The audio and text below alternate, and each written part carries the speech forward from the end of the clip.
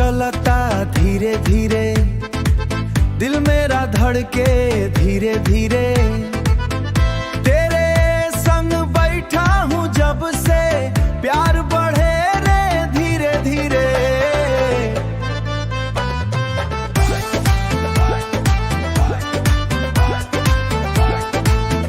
हो गली गली लिए घूमे हम, हवा में उड़े अरमान, तेरी हंसी पे दिल फिसले जैसे कोई दीवाना।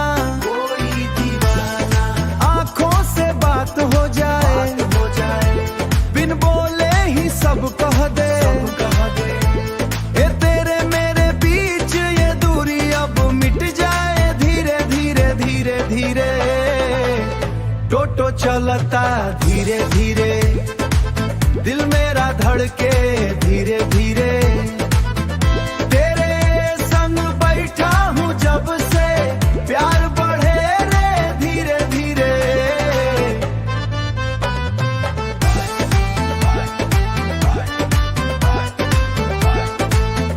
वाह, सड़क पे चलती ये कहानी, हम दोनों का सफर।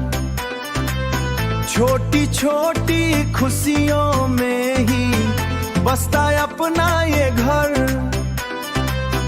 हाथ तेरा थामे रहूं मैं, रुक जाए ये पल सारे। तेरे बिना अब जीना मुश्किल, तू ही मेरा सहारा रे। न जल्दी है ना कोई डर, बस तेरा साथ चाहिए। टोटो की सवारी में मुझको तेरा प्यार चाहिए। टोटो चलता धीरे धीरे, दिल मेरा धड़के धीरे धीरे।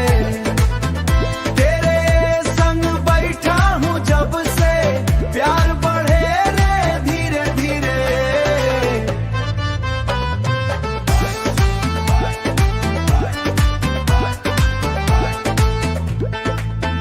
धीरे धीरे हाँ धीरे धीरे चलता टोटो, धड़के दिल।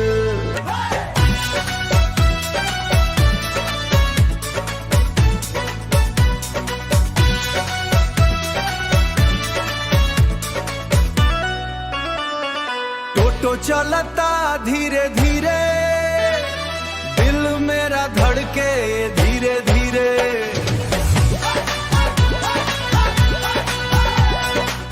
तेरे संग बैठा हूँ जब से, प्यार बढ़े रे धीरे धीरे।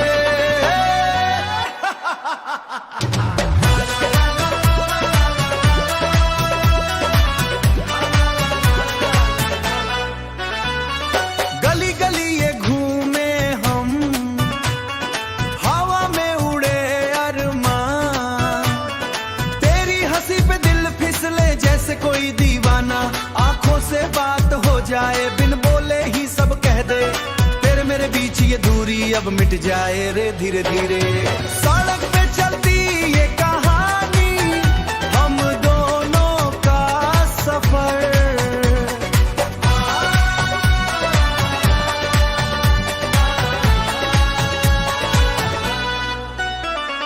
छोटी छोटी खुशियों में ही बसता अपना ये घर, बसता अपना ये घर। हाथ तेरा थामे रहूं मैं, रुक जाए ये पल सारे। तेरे बिना अब जीना मुश्किल, तू ही मेरा सहारे। टोटो चलता धीरे धीरे, दिल मेरा धड़के धीरे धीरे।